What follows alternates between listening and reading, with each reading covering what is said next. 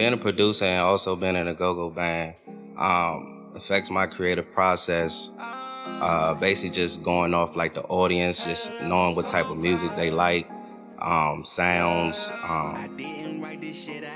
different type of, drum patterns, timbali patterns, congo patterns. Just the music gotta make the crowd move. It gotta some way touch the crowd. On my own time, I was on them blocks, I missed them shots. One of my most favorite moments of my music career was being able to go to a charter school in Northwest DC and being able to connect with the youth there.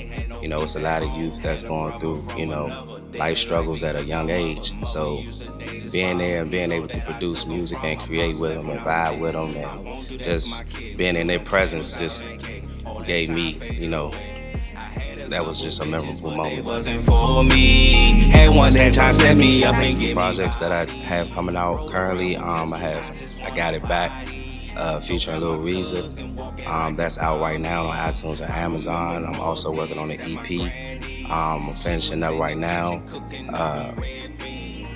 So just be on the list. Playing for a ball team. I put my heart in my IG. I post a lot of videos, freestyles. You can follow me at Taylo Davis. That's TAYLO DAVIS.